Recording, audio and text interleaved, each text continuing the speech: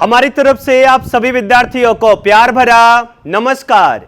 Welcome in the world of chemistry and welcome in the beautiful world of RCC. मेरे प्यारे बच्चों, SN2 मैंने पढ़ा दिया, यस सर। SN1 मेरा चल रहा है, यस सर। और आज के दिन में हम SN1 भी कंप्लीट करके देने वाले हैं। आज हम आपको बताएंगे बहुत सारे एग्जाम्पल को लेकर के कि किसमें SN1 का रेट स्लो होगा और किसमें SN1 का रेट फास्ट होगा। आज के दिन हम विस्तृत चर्चा करेंगे कि SN1 को कौन कौन सा फैक्टर अफेक्ट करता है। रेडी करें? चलिए बेटा, आज बात करेंगे arrange the decreasing order of rate of SN1। यहां पर मैं बहुत सारे एग्जांपल ले रहा हूं, समझना इस पॉइंट को। मान कर चलिए बेटा, आपके सामने 1 2 3 कंपाउंड है। ये तीनों कंपाउंड आपको देता है क्या? SN1। लेकिन हमें यह बताना है कि कौन SN1 स्लो देगा और कौन SN1 फास्ट देगा। मेरे प्यारे बच्चों, कान खोल करके सुनो। SN1 में पहला स्टेप क्या होता है? Formation of carbocation. जो अल्किल हैलाइड, जो कंपाउंड मोर स्टेबल कार्बोकेटाइन देगा वो SN1 फास्ट देता है। राइट है? तो आंसर ले इसका। एक काम करो, इसके थ्रू कार्बोकेटाइन बनाओ। OTS याद करो, लेक्चर मैं आपको पढ़ा चुका हूं। OTS टॉसिलेट है, बेटर लिविंग ग्रुप है। बेटा OTS को बाहर करो, कार्बन पे चार्ज आएगा पॉजिटिव। मतलब पहले से जो कार्बोकेटाइन बनेगा वो ये बन जाएगा CH3 CH2 पॉजिटिव। दूसरे से OTS बाहर करो, दूसरे से ये बन जाएगा CH3 सिंगल बॉन्ड CH3, यहां पर H और ये बन गया पॉजिटिव। पहले से ये आया, दूसरे से कार्बोकेटाइन ये आया, तीसरे से यहां से OTS बाहर करो बेटा, इस पे चार्ज आएगा positive. Allylic CH2 double bond CH single bond CH2 positive. Clear? Clear? अब हमें यहां पर 1 2 3 में पहले दूसरे तीसरे से ये बेटा ये जो कार्बोकेटाइन बना है हम उसका स्टेबिलिटी चेक करते हैं। मेरे प्यारे बच्चों, कान खोल करके सुनिए। मेरे प्यारे बच्चों, इसमें कोई रेजोनेंस नहीं है, इसमें भी कोई रेजोनेंस नहीं है, लेकिन अलाइलिक कार्बोकेटाइन में रेजोनेंस है। इसके अंदर रेजोनेंस है, इसलिए बेटा ये क्या बन जाएगा? More stable. तो सबसे मोर स्टेबल कौन बनेगा? कार्बोकेटाइन थर्ड वाला। इसलिए थर्ड वाला जो होगा बेटा, इसलिए जो थर्ड वाला होगा बेटा वो इजीली SN1 देगा। तो यहां पर मैं आंसर लिख दे रहा हूं। सबसे बताइए फास्टर हमारा कौन दे देगा? थर्ड देगा। थर्ड के बाद अब पहले और दूसरे पर आते, ये प्राइमरी कार्बोकेटाइन है और ये सेकेंडरी कार्बोकेटाइन है। वैसे भी जिस कार्बोकेटाइन में जितना ज्यादा अल्फा हाइड्रोजन होता वो कार्बोकेटाइन मोर स्टेबल होता है बेटा। ये sp2 हाइब्रिडाइज के साथ ये फर्स्ट कार्बन, ये अल्फा कार्बन, यहां पे केवल 3 अल्फा हाइड्रोजन है। यहां पे देखो ये अल्फा, ये अल्फा, यहां पे 6 अल्फा हाइड्रोजन है। ये सेकेंड वाले में अल्फा हाइड्रोजन ज्यादा है, इसलिए कार्बोकेटाइन ये मोर स्टेबल है। तो सबसे मोर स्टेबल बनेगा 3, उसके बाद आ जाएगा 2 और सबसे लेस स्टेबल बनेगा बेटा फर्स्ट। क्लियर हो गया? तो आंसर हमारा मिलेगा 3 2 1। Decreasing order of rate of SN1 है। ठीक, चलिए एक और दूसरा एग्जांपल लेकर के आते आप सभी लोगों के लिए बेटा। एक दूसरा एग्जांपल, राइट है? ये पूरा एग्जांपल फिर से प्रैक्टिस करना, ये DPP में भी दिया गया है बेटा। ठीक है, चलो देखो यहां पे CH3 single bond CH3 single bond H। Clear हो गया? और यहां पर मैंने Cl ले लिया। क्लियर? ये फर्स्ट ये हो गया। चलिए दूसरा CH2 double bond CH single bond CH2, दूसरा ये आ गया। क्लियर?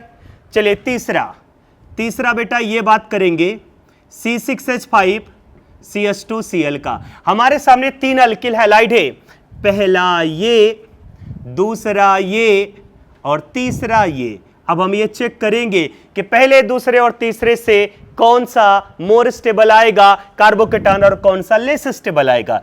तो चलिए बात करते बेटा, ये Cl नेगेटिव यहां से बाहर कर दो,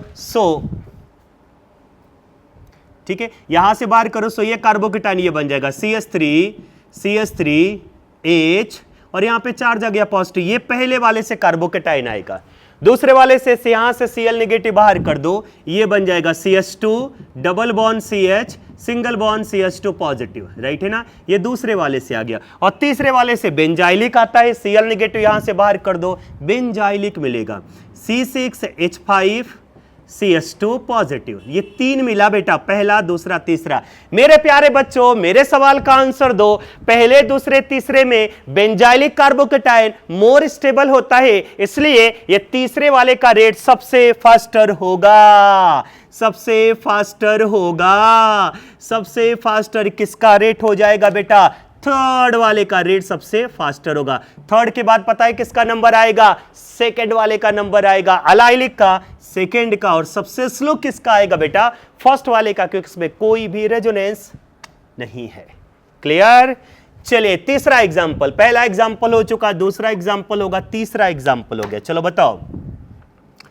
ये बनेगा C6H5 CH2Cl benzylic chloride, right है। दूसरा बेटा ये आते हैं C6H5 सिंगल बॉन्ड C, यहां पर आ गया बेटा बेंजीन रिंग, यहां पर हो गया H और यहां पर आ गया Cl, ये दूसरा आ गया। और तीसरा मैंने कुछ ये लिख लिया, ये बेंजीन आया, फिर ये भी बेटा हमारा बेंजीन आ गया, और यहां पर भी बेटा, यहां पर भी बेंजीन आ गया। क्लियर? और यहां पर आ गया Cl। हमारे सामने 3 कंपाउंड बेटा, ये फर्स्ट, ये सेकेंड और ये थर्ड। बता दो सबसे फास्टर SN1 कौन देगा? अच्छा एक बार बताओ, यहां से अगर आप कार्बोकेटाइन निकालोगे, मतलब यहां से, तो ये कार्बोकेटाइन ऐसा नहीं लग रहा है कि बहुत ज्यादा स्टेबल हो जाएगा? आपको ऐसा महसूस नहीं हो रहा है कि ये ज्यादा स्टेबल हो जाएगा? यस बेटा, ये ज्यादा स्टेबल हो जाएगा। क्यों? क्योंकि ये इसके भी थ्रू स्टेबल होगा, इसके भी थ्रू स्टेबल होगा, इसके भी थ्रू स्टेबल होगा। इसका मतलब यहां से जो कार्बोकेटाइन आएगा वो मोर स्टेबल होगा, और इसका मतलब इसका रेट सबसे फास्टर होगा। तो सबसे फास्टर यहां पर जो आंसर मिलेगा, यहां पर बेटा जो आंसर मिलेगा, आंसर कुछ ऐसा मिल जाएगा, सबसे फास्टर हो जाएगा थर्ड। थर्ड के बाद किसका नंबर आएगा? सेकेंड। और सबसे स्लो कौन होगा बेटा? फर्स्ट। ठीक है ना? तो 1 2 3 एग्जांपल नोट करो, बाकी और एग्जांपल प्रैक्टिस करेंगे। नोट करो बेटा।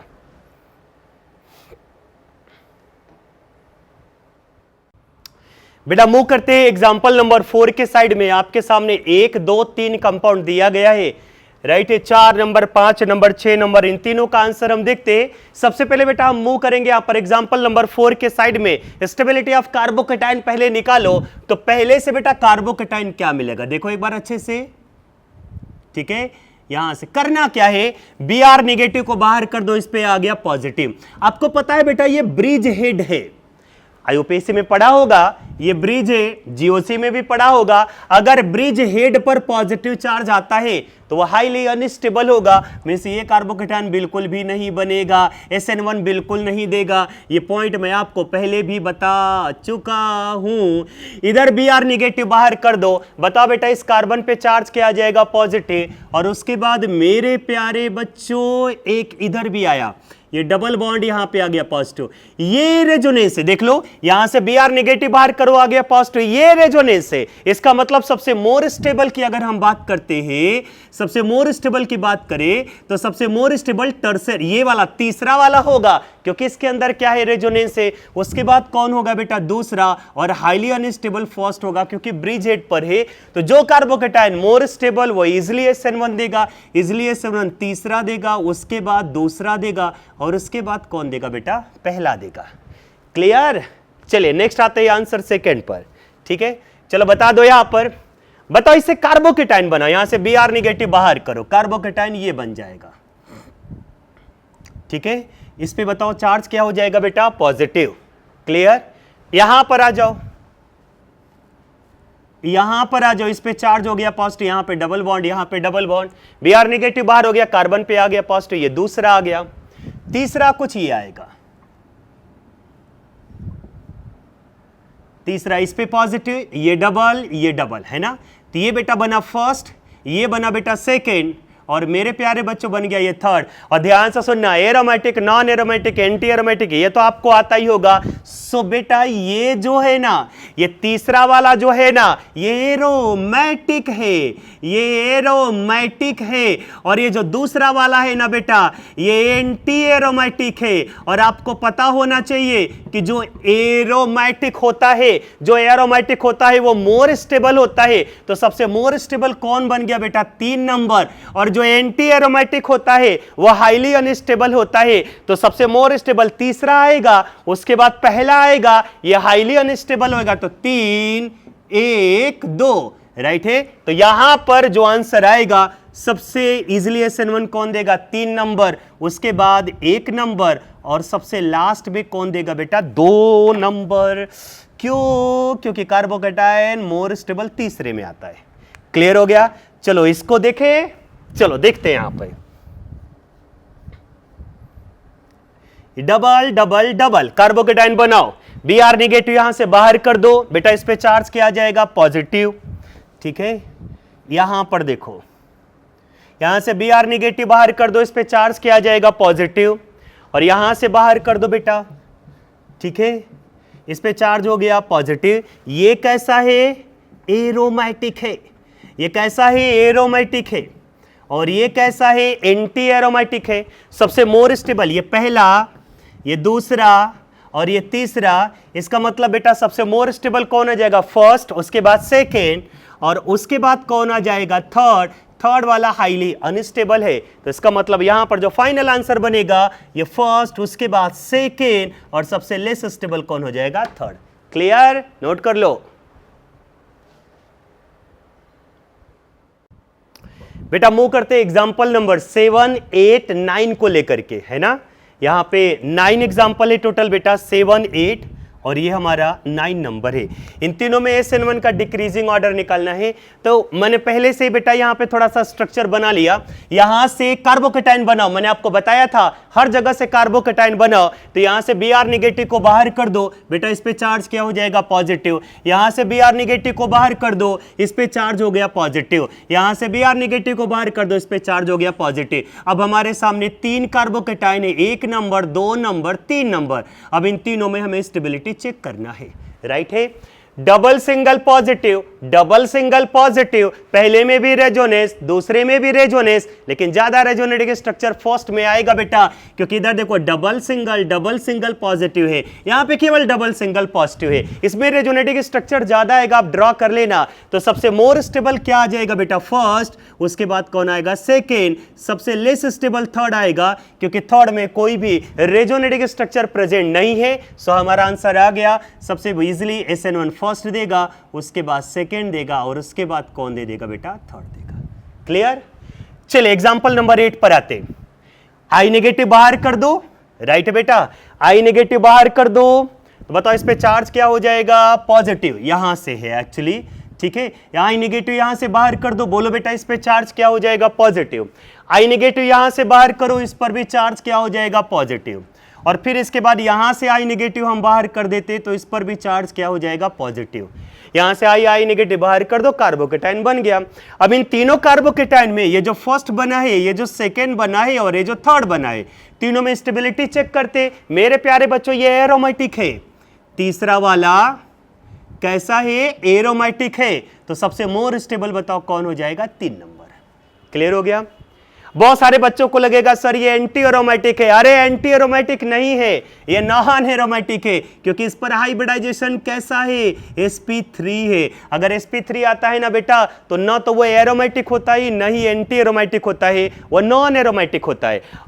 तो इसका मतलब इसके अंदर भी रेजोनेंस है, डबल सिंगल पॉजिटिव, इसके भी अंदर रेजोनेंस है, लेकिन यहां पे रेजोनेंस नहीं है। तो फर्स्ट सेकेंड में मोर स्टेबल कौन हो जाएगा? सेकेंड। तो आंसर आ जाएगा 3 is greater than 2 is greater than 1। सो मेरे प्यारे बच्चों, यहां पे हमारा कार्बोकेटाइन की स्टेबिलिटी का ऑर्डर आ गया। सबसे मोर स्टेबल 3 देगा, तो इसका मतलब 3 का SN1 सबसे फास्ट होगा 3, उसके बाद 2, और सबसे लास्ट में कौन आ जाएगा? फर्स्ट। ठीक है ना।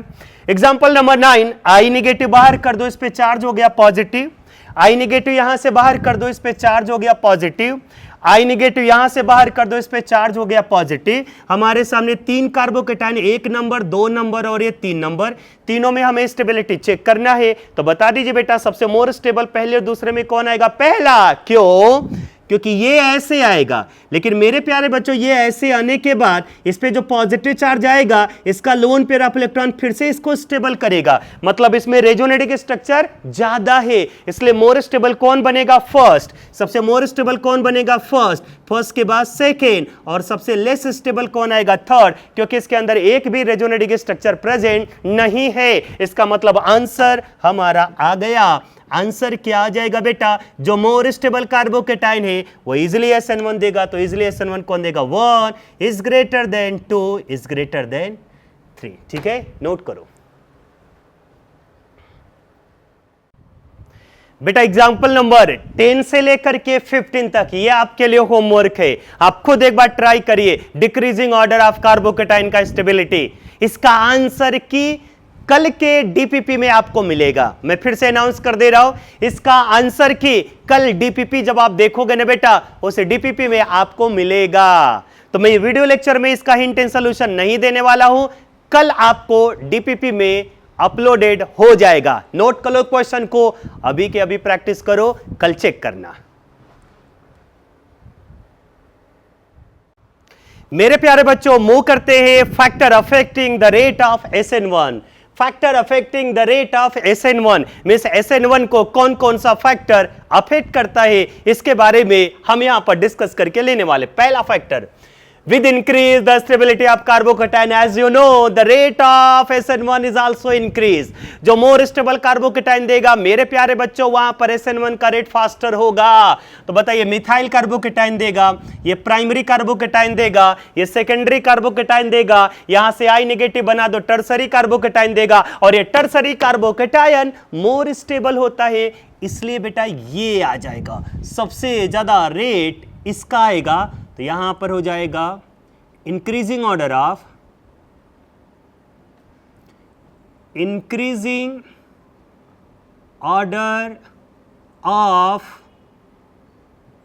Rate of SN1। क्लियर हो गया? चलिए सेकेंड आते हैं। Better leaving group increase the rate of SN1। SN2 में भी यही होता है, जितना बेटर लिविंग ग्रुप होगा, जितना इजीली बाहर चला जाएगा, हम उसका रेट बिल्कुल फास्ट बोलेंगे। तो ये आयोडीन, ये ब्रोमीन, ये क्लोरीन, फ्लोरीन, बता दीजिए बेटा बेटर लिविंग ग्रुप कौन है? आयोडीन, तो इसका रेट सबसे ज्यादा होगा। क्लियर? नेक्स्ट यहां पे बताइए, सभी जगह से में OTF ट्रिफलेट, OTS टोसिलेट, ब्रोमाइड, क्लोराइड, सबसे इन चारों में से बेटर लिविंग ग्रुप OTF होता, तो बेटा ऑर्डर हमारा कुछ ये आ जाएगा। ठीक है ना? ये decreasing order of leaving group, decreasing order of rate of SN1 है। ठीक है ना? यहां पर मैं लिख के दे रहा हूं, decreasing order of rate of SN1। ठीक है, नोट कर लो इसको।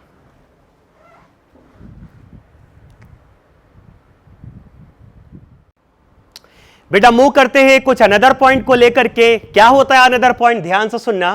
ये 3 नंबर है, ये 4 नंबर है। पहले 4 नंबर वाले को समझो। ठीक है, 4 नंबर वाले को समझो।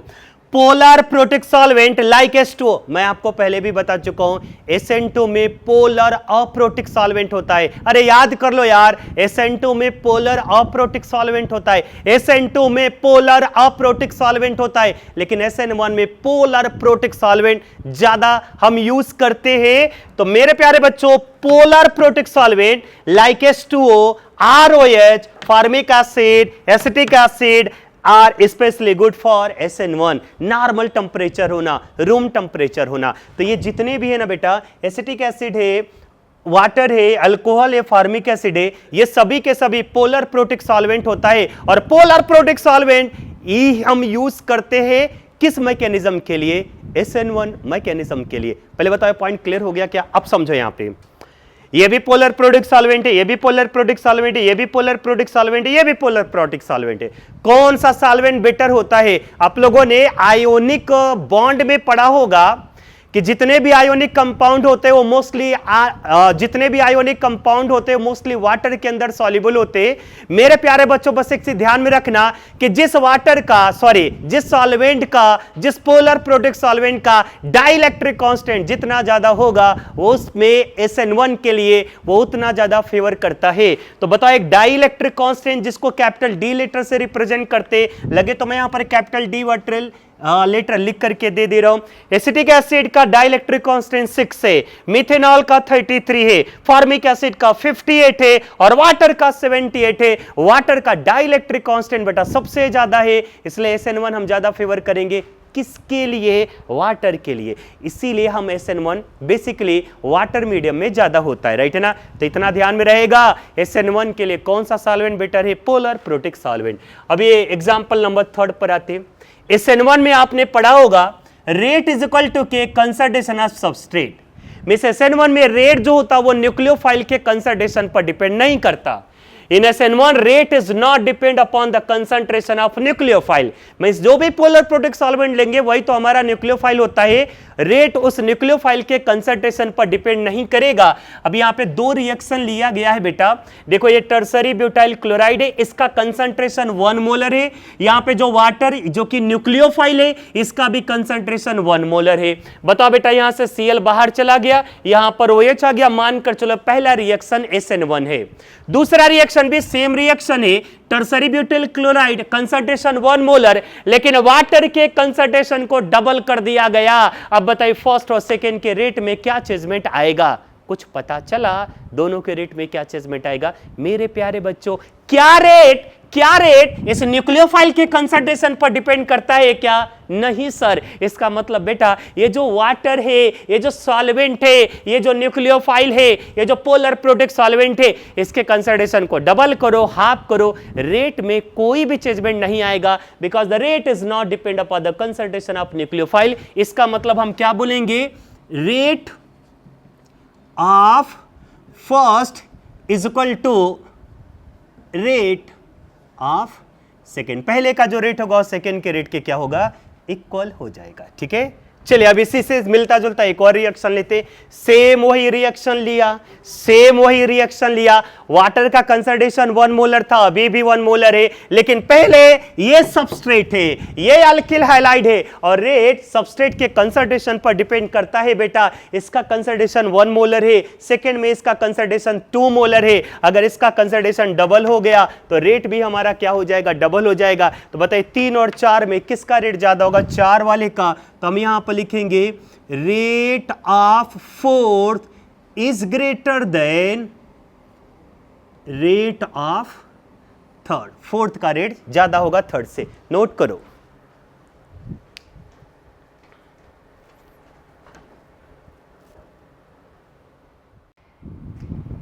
बेटा मूव करते हैं एग्जांपल नंबर 5 के साइड में, मतलब फैक्टर इफेक्ट इन 5 के साइड में। एक चीज ध्यान में रखना मेरे प्यारे बच्चों, मैं अभी तक क्या बोलता था? प्राइमरी अल्किल हैलाइड SN1 नहीं देता। मैंने यही वर्ड यूज किया है, प्राइमरी अल्किल हैलाइड SN1 नहीं देता। लेकिन अगर किसी प्राइमरी अल्किल हैलाइड से कार्बोकेटायन मोर स्टेबल बन गया तो वो भी प्राइमरी अल्किल हैलाइड SN1 देगा। अरे बेटा कान खोल करके सुनो मेरे प्यारे बच्चों, अगर किसी प्राइमरी अल्किल हैलाइड से कोई मोर स्टेबल कार्बोकेटायन देता है तो वो भी SN1 देगा। जैसे देखो यहां पर ये पूरा पॉइंट अभी मैं एक्सप्लेन करके दे दूंगा, पहले इसको समझो। ऐसे CH3 single bond O single bond CH2 और यहां पर आ गया Cl। चलिए बताइए बेटा ये कौन सा अल्किल हैलाइड है? प्राइमरी अल्किल हैलाइड है। इसको हमने पास किया पोलर प्रोटिक सॉल्वेंट से। ध्यान में रखना पोलर प्रोटिक सॉल्वेंट SN1 को फेवर करता है, पोलर प्रोटिक सॉल्वेंट H2 से पास किया। और एक और रिएक्शन लेते हैं बेटा, same reaction CH3 single bond O single bond CH2 Cl। ये भी बेटा हमारा प्राइमरी अल्किल हैलाइड वही सेम लिया, लेकिन अब मैंने इसको पास किया स्ट्रॉन्ग न्यूक्लियोफाइल OH माइनस से, स्ट्रॉन्ग न्यूक्लियोफाइल OH माइनस से। चलो देखते हैं मैं क्या बोलने जा रहा हूं, ध्यान से सुनना। पोलर प्रोटिक सॉल्वेंट रहा तो मैंने क्या बोला था बेटा? वो SN1 को फेवर करता है और ये मेरे प्यारे बच्चों SN1 देगा। क्यों देगा? क्योंकि इसके थ्रू जो कार्बोकेटाइन बनेगा, देखो ऐसे CH3 single bond O single bond CH2, ये Cl नेगेटिव बाहर कर दो, इस पे चार्ज हो गया बेटा पॉजिटिव, इसके पास क्या प्रेजेंट है, लोन पेयर ऑफ इलेक्ट्रॉन। इस प्राइमरी अल्किल हैलाइड के थ्रू ये जो कार्बोकेटाइन बन रहा है बेटा, ये मोर स्टेबल है ड्यू टू द रेजोनेंस, ऐसे रेजोनेंस बना लो, राइट है। तो इसका मतलब ये देखो, ये बन जाएगा CH3 single bond O double bond CH2 और O पे चार्ज क्या हो गया बेटा, पॉजिटिव। तो ये भी प्राइमरी अल्किल हैलाइड, लेकिन इसके थ्रू जो कार्बोकेटाइन बन रहा है वो मोर स्टेबल है, इसलिए मेरे प्यारे बच्चों ये SN1 देगा। और SN1 लाने के लिए पोलर प्रोटिक सॉल्वेंट का यूज होना पड़ेगा। यहां से Cl बाहर कर दो, पोलर प्रोटिक सॉल्वेंट देखो H2 को मैंने ऐसे लिख लिया H plus OH minus, right है ना। तो यहां से Cl नेगेटिव बाहर हो जाएगा, H plus Cl minus Cl बन जाता है, यहां पर OH आ जाएगा। सो यहां पे प्रोडक्ट बन जाएगा CH3 single bond O CH2 और यहां पर क्या हो जाएगा बेटा, OH, राइट है ना। प्लस यहां से बाहर क्या कर लेंगे, HCl को। उम्मीद करता हूं ये रिएक्शन समझ में आ गया होगा। तो मेरे प्यारे बच्चों ये कौन सा रिएक्शन है, SN1 रिएक्शन है, ठीक है ना।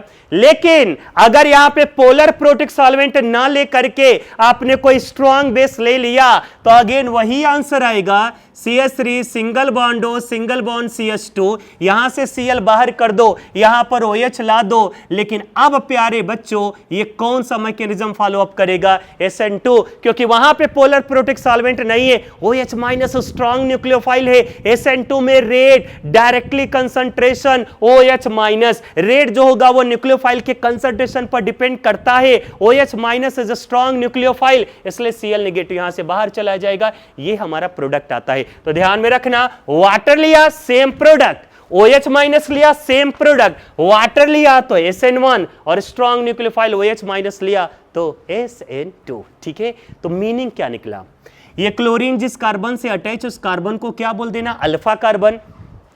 अल्फा कार्बन के साथ कोई हेट्रोएटम अटैच है, यस सर। और ये जो हेट्रोएटम अटैच है उसके पास क्या प्रेजेंट है, lone pair of electron present है, यस सर। तब उस कंडीशन में वो SN1 देगा और बहुत फास्ट देगा बेटा। क्यों देगा, देखो मीनिंग क्या निकला, क्यों देगा, क्योंकि कार्बोकेटाइन मोर स्टेबल बनता है। तो मीनिंग क्या निकला, इफ द हेट्रोएटम, हेट्रो मतलब डिफरेंट, कार्बन से ये डिफरेंट आया ऑक्सीजन, इसलिए हेट्रो बोला, होमो नहीं है, होमो मतलब होता है सेम। कार्बन के साथ ये कार्बन नहीं अटैच है, कार्बन के साथ ऑक्सीजन अटैच है। तो ध्यान से सुनिए, if the heteroatom containing lone pair of electron is directly attached with the alpha carbon, then it gives SN1 reaction. If the heteroatom containing lone pair of electron is directly attached with alpha carbon, then it gives SN1 reaction.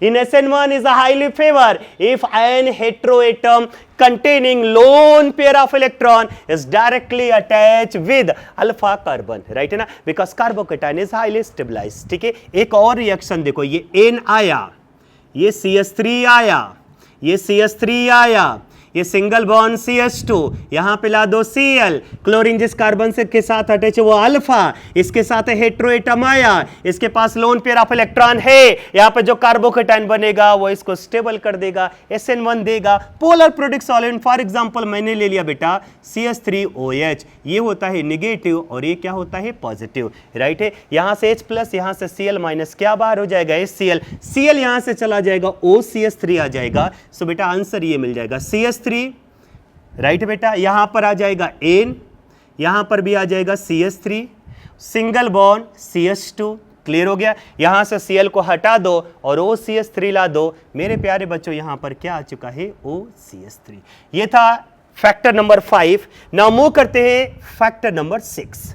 Factor number 6 क्या होगा, इसको ध्यान से सुनना। ये point क्या लिखा है पहले इसको ध्यान से सुनो, CH3 C double bond O single bond CH2 और यहां पर आ गया Cl या I ले लिया और मैंने इसको पास किया बेटा पोलर प्रोटिक सॉल्वेंट से। मेरे प्यारे बच्चों पोलर प्रोटिक सॉल्वेंट मतलब SN1, और ये SN1 नहीं देगा। जानते हो क्यों नहीं देगा, क्योंकि इसके थ्रू जो कार्बोकेटाइन बनाओगे, चलो बना लो इसके थ्रू कार्बोकेटाइन, ये बन जाएगा CH3 C double bond O CH2 और इस पे चार्ज हो गया बेटा पॉजिटिव, यहां से बाहर क्या हो जाएगा I नेगेटिव। और ये कार्बोकेटाइन हाईली अनस्टेबल है, अनस्टेबल है, अनस्टेबल है। क्यों बेटा ये अनस्टेबल है, क्योंकि ये -I कार्बोकेटाइन के स्टेबिलिटी को क्या करता है, डिक्रीज कर देता है।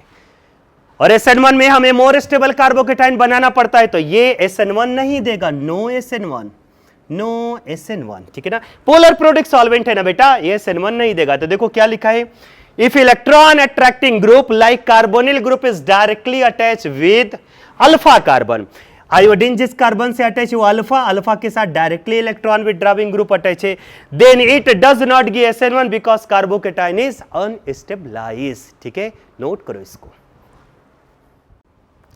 बेटा। पॉइंट नंबर 7 के साइड में आते हैं, देखो क्या लिखा है यहां पे, vinylic halide and aryl halide do not give SN1 reaction, क्यों, इसको देखो यहां पे।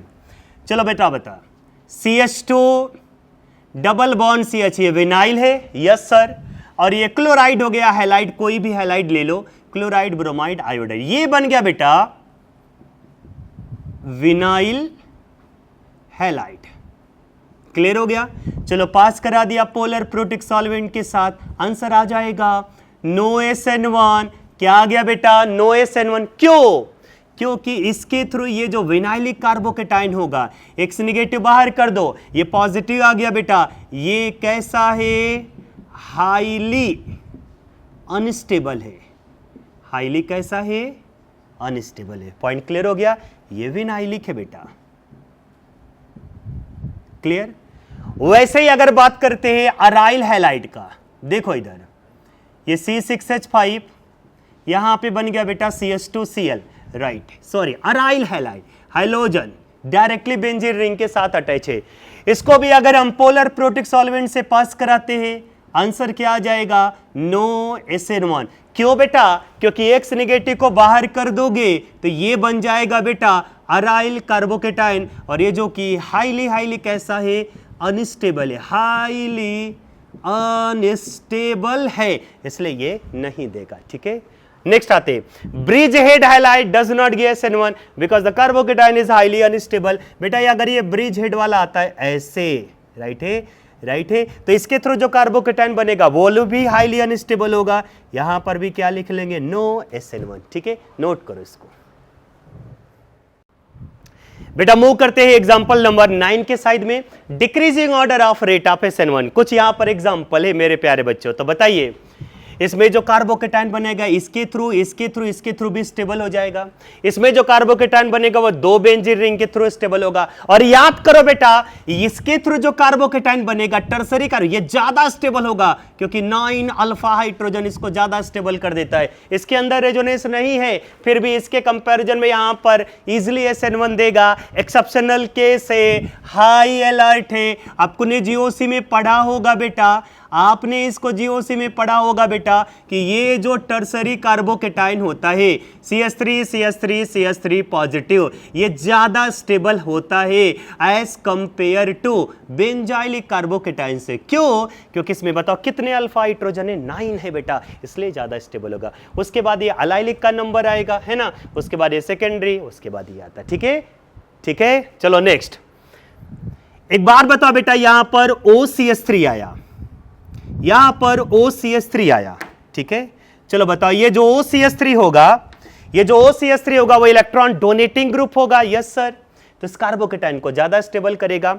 बताओ बेटा, ये CH3 है, ये भी तो स्टेबल करेगा, लेकिन OCH3 प्लस M के थ्रू स्टेबल करेगा, और इसलिए इसके थ्रू जो कार्बोकेटाइन बनेगा वो मोर स्टेबल होगा, ऐसे, ठीक है।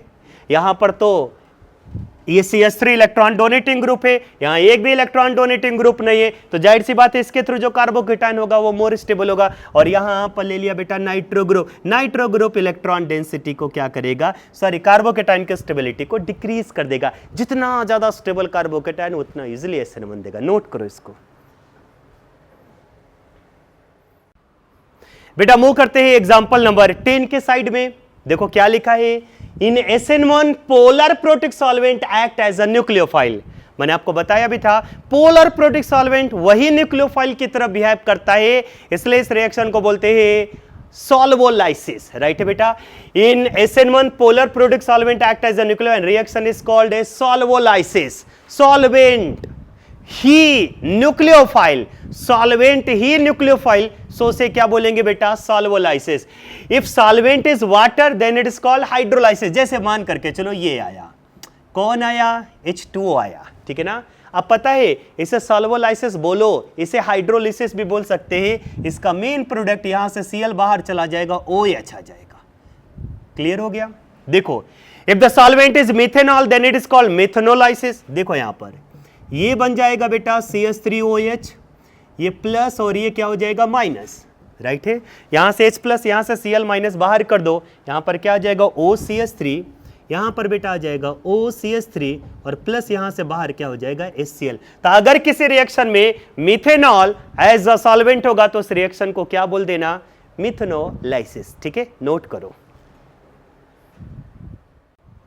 बेटा। एक पॉइंट आप अपने दिमाग में फिट करो, अगर किसी सेकेंडरी या टर्सरी क्लोराइड को, सेकेंडरी या टर्सरी अल्किल क्लोराइड को पोलर प्रोटिक सॉल्वेंट से पास कराओगे वो SN1 देगा। SN2 मैंने आपको बताया था, अगर किसी सेकेंडरी अल्किल हैलाइड को strong nucleophile OH minus, Cn minus, HS minus, NO2 minus पूरा मैंने आपको बता दिया था बेटा, तो वो SN2 देगा। लेकिन अगर किसी व्हेन सेकेंडरी और tertiary alkyl halide are pass through polar protic solvent like H2O, ये देन इट गिव्स कौन सा मैकेनिज्म बेटा, SN1। तो मैंने आपको बताया था सब्स्टिट्यूशन रिएक्शन में 4 रिएक्शन, एक था SN2 कंप्लीट हुआ, एक था SN1 कंप्लीट हुआ, और तीसरा मेरे प्यारे बच्चों बात करेंगे सब्स्टिट्यूशन न्यूक्लियोफिलिक इंटरनल, जिसे क्या बोलते हैं SNI। ये मैं आपको पढ़ाने वाला नहीं हूं, HDA में मैंने आपको पढ़ा करके दे दिया है। Please refer the lecture number 14 from alcohol part 2, इसमें देख लेना बेटा SNI आ चुका है। और एक सब्स्टिट्यूशन रिएक्शन में एक और रिएक्शन है जिसका नाम है NGP, neighbouring group participation reaction. वो क्या होता है वो कल के लेक्चर में आपको मिलेगा। Thank you so much.